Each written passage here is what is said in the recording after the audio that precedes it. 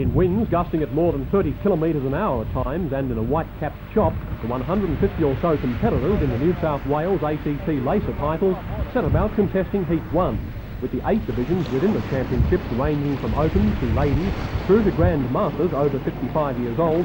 It's one of the largest single-handed regattas seen on the lake. And while some really battle the conditions, others seemed to find that fine line between disaster and hanging in there for an exhilarating ride. It almost looked too easy. Well, it was good while it lasted. The survival of the fittest test continued. In the end, about half the fleet failed the test and retired. One couldn't help but admire the Lacer skippers who took on conditions that many others would have balked at. The eventual winner of Heat 1 was Andrew York from Sydney. York was a crew member of the unsuccessful America's Cup challenger, Advance. Racing continues until Sunday afternoon.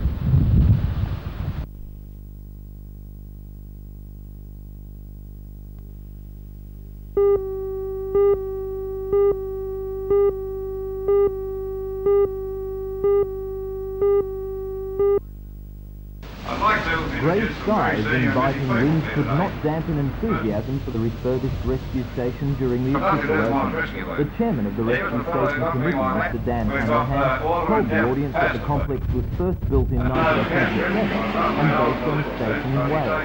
Booming hunter coal production in the 1970s made it necessary to rethink and rebuild the rescue facility. After a tour to Europe to see the latest rescue ideas, the architects revamped the station for $1.8 million. The Minister for Industrial Relations, Mr. Pat Hills, is responsible for the administration of the Mines Rescue Act, and he suggested that the complex is the equal or better of any in the world. He then put his official stamp of approval on the station. And it's my very great pleasure then, ladies and gentlemen, on your behalf, to officially declare this re-established, revamped Newcastle Rescue Station officially open. It was then open house with official guests and sessions at Torres. Most interest was shown in the station's unique simulated mine, which hides beneath the car park. It can accurately simulate rescue situations and is used to train permanent staff and volunteers. The training done in the tunnel may one day mean the difference between life and death for some of the region's miners.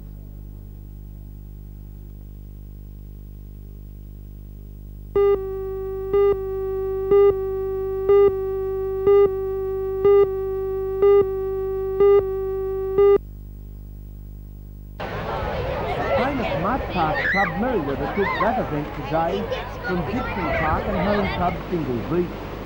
Merriweather were also successful in the senior rescue and resuscitation, with Single and Gibson Park once more the runners-up. Single Beach both turned the tables in the junior R&R by defeating Merriweather A and B teams.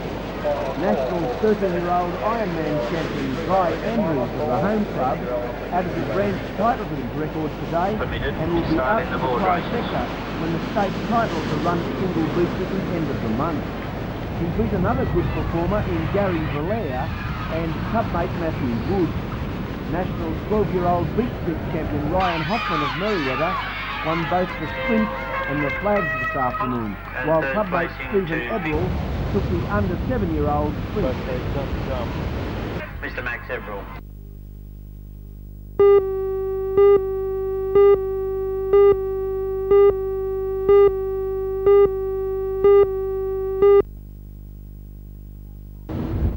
About 500 people waited patiently outside what was once the... And we also have a wonderful vision, great pleasure in officially declaring that the Sanctuary Theatre... Our gracious Father, we do thank you because life to... It now boasts a downstairs auditorium consisting of a 400 people, a renovated balcony area with seating for a further 600 people, and a small childminding centre. Money as they feel led, there is no compulsion and no...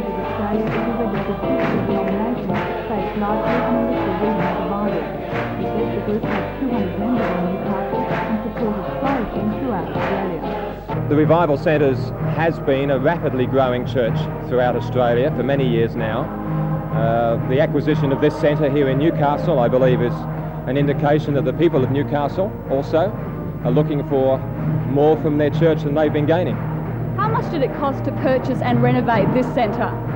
We don't really like to talk a lot about money, and particularly since the acquisition of this building was dependent in part upon the goodwill of the previous owner, who has organised a scheme of finance for our purchase, which has made it easy for us to do with only limited numbers of people.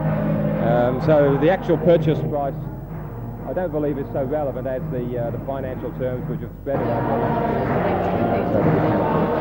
So how do you see the future for revival centres throughout Australia? Very, very bright.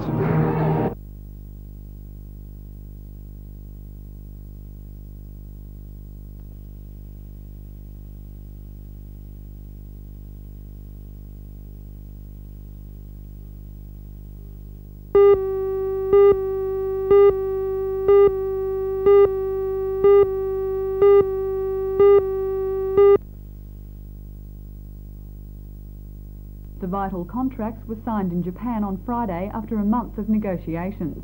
The Newcastle 7 comprises Coal and Allied, R.W. Millers, Buchanan Leamington, Clutha, Newcastle Walls End Coal Company, Bloomfields and Walkworth Mining Associates. The Australian negotiators were pushing for a 5% increase in prices to restore profitability to Hunter coal producers. However, strong international competition forced them to accept last year's prices of $44.50 per tonne for Grade A and $44 per tonne for Grade B. The General Manager of Coal and Allied, Mr Bruce Thompson, said in Sydney yesterday that the result was disappointing because the Newcastle 7 needed the higher sale prices to be able to reinvest in the industry.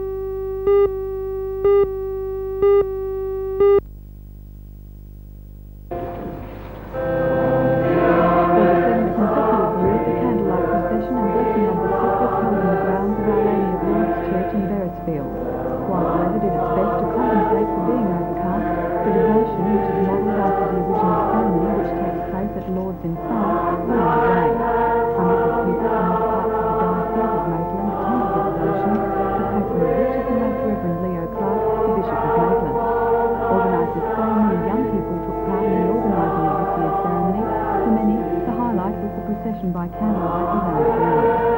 The devotions also included the blessing of the elderly and sick, and water brought from Lords and Clark was made available at the conclusion of the service.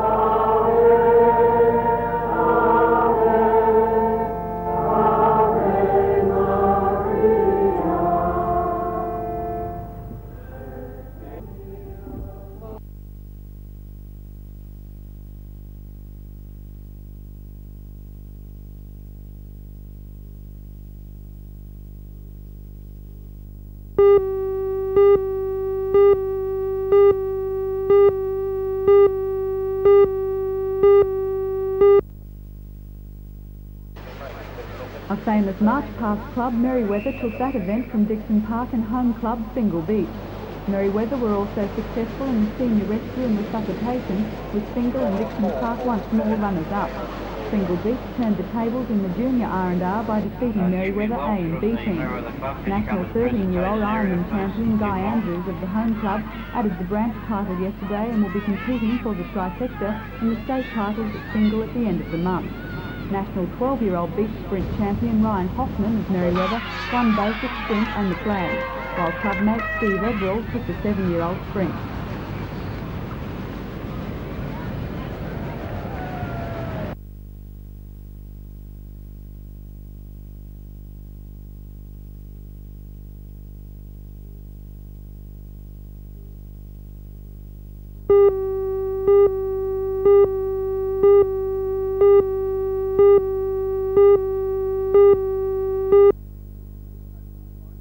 In the Women's Open final, Sutherland in green and gold beat the girls from Parramatta 6 points to 3 after trailing by 1 touchdown at the half-time break.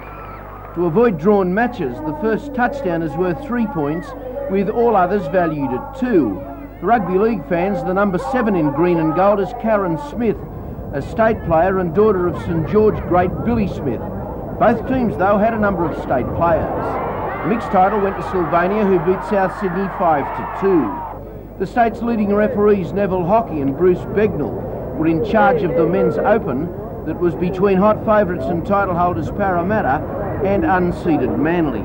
After a scoreless first half, Manly got the first touchdown after a couple of near misses. Parramatta failed to score and Manly were state champions 3-0. The men's over 35s went to Cronulla, who beat Canterbury 11-0, while the over 30s in men's was won by Manly, who defeated Cronulla 5-2.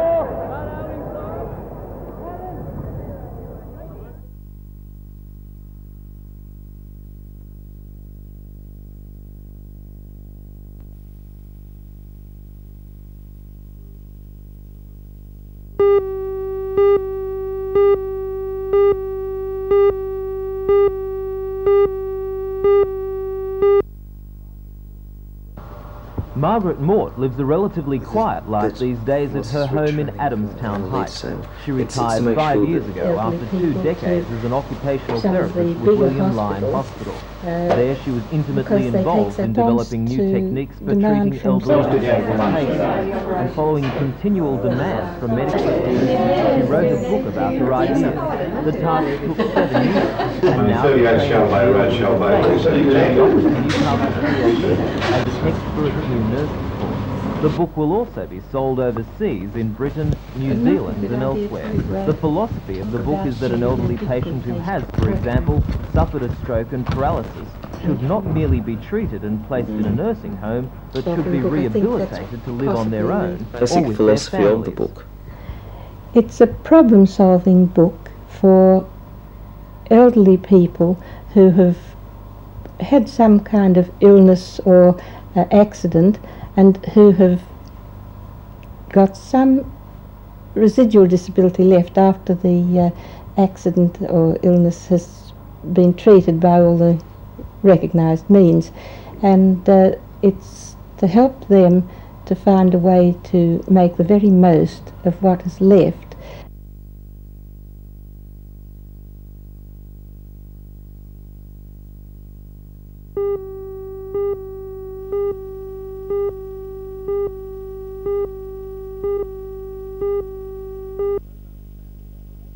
And on those understanding, that understanding, we were asked to be cooperative. But I'm now having a meeting tomorrow.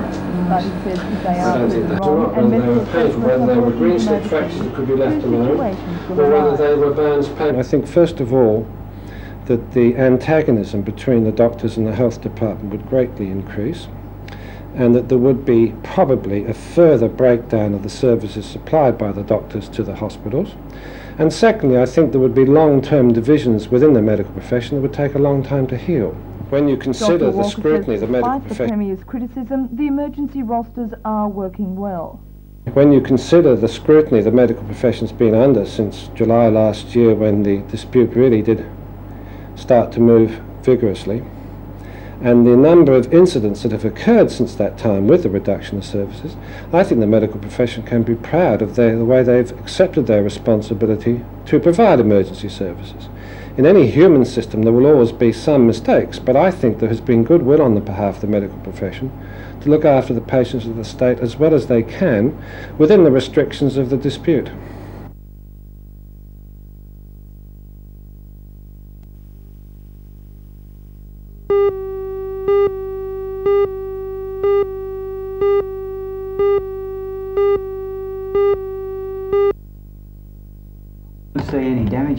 The meeting of the Chamber of Commerce has called to further consider Port Stephens Shire Council's application to rezone the central business district of Nelson Bay. The rezoning application, if successful, will prevent a Woolworths shopping complex from going ahead at the Bay, a complex which would have been in competition with the Council's own proposed development at Salamander. Feeling in our favour. Of the Nelson Bay Chamber of Commerce, Mr. Graham the Council has been saying that it's the only the Chamber of Commerce. Called this Thursday to gauge the community's response to the Council's feeling in our favour. Up to now, the Council has been saying that it's only the Chamber of Commerce that are out against their rezoning of the land in Nelson Bay, or the commercial section of Nelson Bay. We hope to be able to prove to them beyond any doubt that it's the public. The general feeling of this community is that they've just about had enough of this council kicking them in the teeth, so to speak. We have had the hospital issue 3 years ago, where we were promised by the then Shire President, Councillor McKenzie, that he would get us a hospital, which just hasn't come. And now we've got this, where the people want a Woolworths development or a second supermarket in Nelson Bay, and we're just not going to receive it now. While the Chamber of Commerce gears up to fight the council over the rezoning move, another group of Nelson Bay businessmen has already taken legal action to try and prevent council from going it alone in the Salamander project. It's already overshopped, spokesman for the group of about 20 businessmen, says they instructed their solicitors yesterday to lodge an application in the Land and Environment Court for an injunction restraining council from proceeding with the development. We've never been opposed at all to council building it and selling it to somebody, but we're totally opposed to them doing it with ratepayers' money. There's a group of us that believe that Nelson Bay is already overshopped, and in fact it just won't succeed. So we're very reluctant to see them do it with ratepayers' money. A meeting of the Port Stephens Shire Council will take place this evening at 7 o'clock. A deputation of Nelson Bay residents is expected to attend.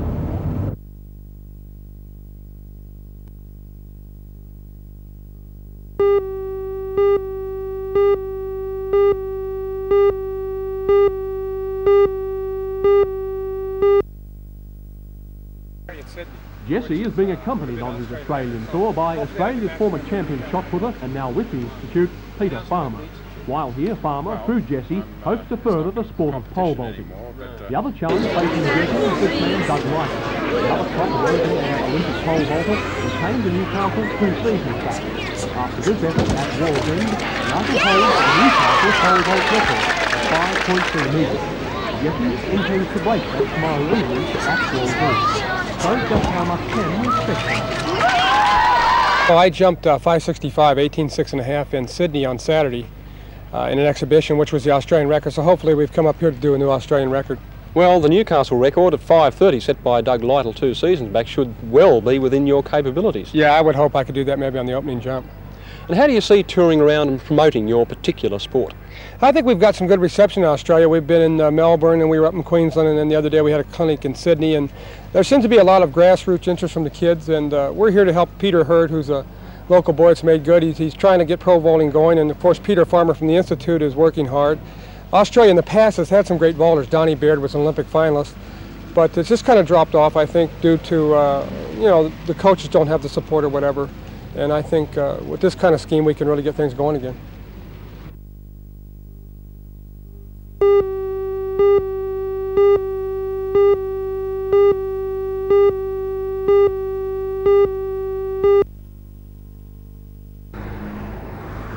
For the past 4 years, the Community Arts and Adult Education Centre has occupied the old Teachers Training College buildings on the corner of Union Street and Parkway Avenue.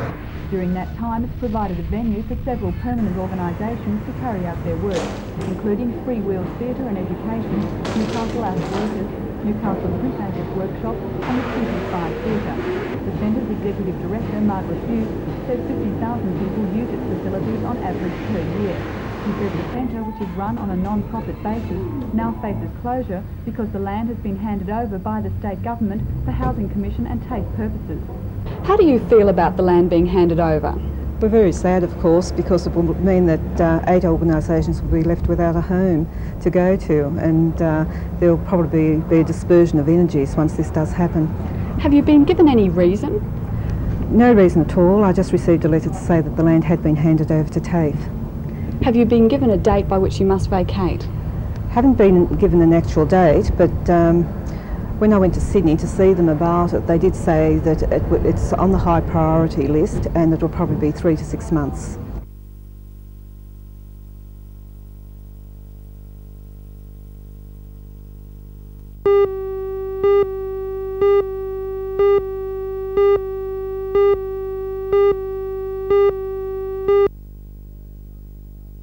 It's only in the last And it was an excited Murray Cyril, the Melbourne winemaking legend, who told newsmen at the awards as soon as word came through from Sydney.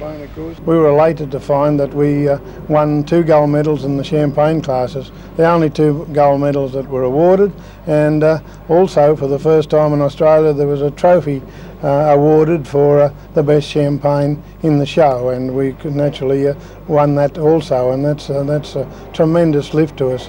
Well, tell us a little bit about the wines themselves. Well, the wine that won the trophy is made from Pinot Noir grape, which is the grape that's used in Champagne in France for making in the traditional way that they do. And this area, of course, is very suited to that variety, as we've proved over the years with our Pinot Noir. And the other wine was made with Chardonnay, light Chardonnay, fairly acid. Well, a nice clean wine, and it's also a very attractive wine, especially in this hot weather to drink. Of course, you say made by the traditional method, but that's not actually done here at Tyrrell's in the Hunter Valley, is it? No, we make the wine and we send it off to a winemaker at Ballarat in Victoria, who's a Frenchman that's skilled in the making of champagne, and it's made down there. It's bottled and finally made down there. But you make the stock. We make the base material, and presumably that's the important thing, since you got the medals. Well, that naturally is the important thing, because if you haven't got good base material, you've got no chance of making a great wine or anything great.